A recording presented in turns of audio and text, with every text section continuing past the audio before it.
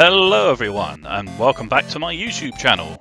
I am the Sipping Tea and today we're going to be taking a look at the Cold War Armadillo light tank. The key points that I shall be covering in today's video about the Armadillo is which equipment I think is best to use, also which crew skills I think is best to use, and finally which consumables I think are best to use. I shall also highlight a few key points about the Armadillo, some things that are going to be quite important to keep in mind if you find yourself in a position where you own this tank. So, without further delay, let's get into it. The Armadillo is known for its mobility and speed. You will quite often see it on the battlefield running circles around larger tanks which aren't quite as manoeuvrable. The Armadillo is part of the G.I Joe series of tanks that came out a little while ago, so it's in the same category as other tanks that I've previously reviewed on this channel, like the Mobat and the Cat. The Armadillo does have 2,100 points of HP, which for a light tank in Era 2 isn't bad. It does mean that it can take a bit of a beating before you're forced to go back to the garage. The Armadillo has been one of my favourite tanks for a little while now. One of the reasons for this, just like some others that are my favourites, is because it does have a very good silver earn rate. The Armadillo offers a 55% bonus silver earn rate, a 15% bonus tank XP earn rate, and a 15% bonus crew XP earn rate. This does make it a very good tank not only for earning silver, but also for levelling up your crew. Something else that also makes the Armadillo rather formidable is that it is a very, very small tank, which makes it exceptionally hard to hit. There are a few occasions in this replay where you can see my unique driving style, I think is the best way to put it. And as you can see in the footage here, it is rather susceptible to rolling and otherwise leaving the ground. Yes, this is a light tank that enjoys being, well, a light aircraft. You will definitely want to look at the appropriate crew skills and equipment to try and lessen environmental damage that you may take from jumping off cliffs in this particular tank, because, well, it isn't just cliffs you need to be wary of. On maps such as Mannheim, you can just simply go into a flower bed and suddenly you're flying without wings.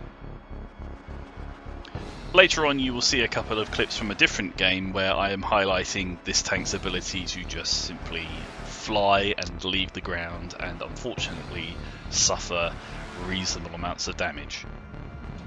The maximum speed on the Armadillo, assuming no crew skills, equipment or consumables are adjusting it, is 82.5 kilometers an hour. You can see here that the Armadillo is in fact one of the few tanks that I will run premium consumables on.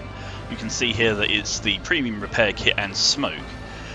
The repair kit, I think, is as obvious as to why I do that. The tank is quite susceptible to being tracked. Sometimes the ammo rack likes to take a day off, so yes, having the ability to repair more than once in a game does improve its efficiency significantly. The other premium consumable that you will notice here is smoke. Now, because the Armadillo does have very thin armour, it is a light tank after all, sometimes smoke can allow you to get out of a bad situation relatively unscathed. So smoke, in my opinion, is quite a useful feature to have on the Armadillo. In my experience, it doesn't tend to catch fire too often. I would ordinarily have a fire extinguisher in that slot. Something that I will mention with the Armadillo that I haven't mentioned on any of the previous tanks that I've reviewed is the still concealment. Now this, once again without being altered in any way, is 0.49. So that is really very, very good. It's one of the best in the game in actual fact for still concealment. When the tank was first launched, the camouflage factor was so good that you could be in hot pursuit of it with it being quite close to you in front, and it would suddenly, well, disappear, or rather, because of true vision, you would still be able to see it, but you would lose your lock on the tank. This caused a lot of frustration for a lot of other players, which is, I think, one of the main reasons why Wargaming decided to nerf it just a little bit. Despite the nerf some time ago, I would say the Armadillo still has a very strong presence in the game. It's a tank that is thoroughly enjoyable to play on most maps. Some maps will provide, let's say, a bit of a challenge when playing the Armadillo. I'm thinking more along the lines of Kalbang and Mannheim, as that is where the light tank once again turns into a light aircraft. Now, this is the part where you can see how easy it is for the Armadillo to leave the ground and suffer horrendous amounts of damage. Right here, I have gone down the slope into the water, only then to hit the pavement on the opposite side, which is flat, and boom, about 900 damage taken off the tank for seemingly no reason whatsoever. And as you can see here, as I ascend the ramp to get onto the freeway, I clip the side railing whilst I swerve to avoid a manoeuvring tank, become airborne and do a rather impressive mid-air acrobatic spin to then land and explode. Largely down to my own terrible driving, of course, but nonetheless I do feel that this amount of damage is far too punishing for this tank. I do think it's something that really needs to be looked at by Wargaming. That's just my 2 cents on this anyway. In regards to cruise skills, I would recommend Born Leader, Rapid Loading, Steady Aim, that does come in handy with the Armadillo, Sixth Sense. Snapshot is also a good option to go for with the Armadillo, purely because it allows the turret to keep up a little bit quicker with your movement around enemy tanks if you were to circle them. Run and gun isn't a bad option to go for. You can of course go for the various camouflage options if you really want to try and remain stealthy in this tank. However, it does have some very good base camouflage, so I would say that isn't perhaps the highest priority when it comes to cruise skills. Controlled impact is a very useful cruise skill on the Armadillo. There's a lot of tanks out there that do like to ram it because it is such a small tank. In fact, I believe I mentioned this in my review of the Mobat. Trick driving is also a good option to go for.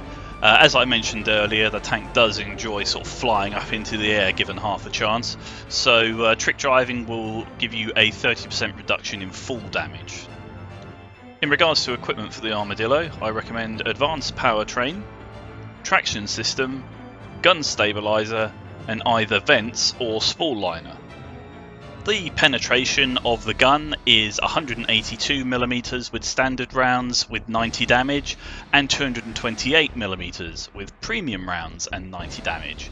This of course means that premium rounds are typically preferred by most people who play the Armadillo, it seems.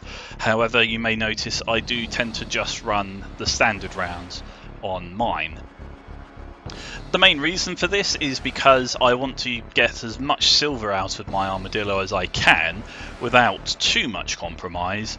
I typically find that I do reasonably well in the Armadillo with the standard rounds, though here you can see that I am bouncing off the side of some tanks, which I must admit, had I been loaded with premium rounds, that probably wouldn't have happened. Having a quick look at the gun now, once again assuming there's no alterations regarding crew skill, equipment or consumables, the Armadillo has a rate of fire of 34.29 rounds per minute. Reload time is 19 seconds, aiming time is 2.1 seconds. You do get 16 shots per clip with an intra-clip reload of 0.6 seconds, so faster than 1 second on the inter-clip reload. Your maximum ammo capacity is 192 rounds, so that for those longer games you may have to be a bit sparing with the rounds there. Base accuracy is 0.36 meters, gun depression is 8 degrees, gun elevation is 80 degrees, so not only can it sometimes turn into a light aircraft, it might even be able to shoot some of them down.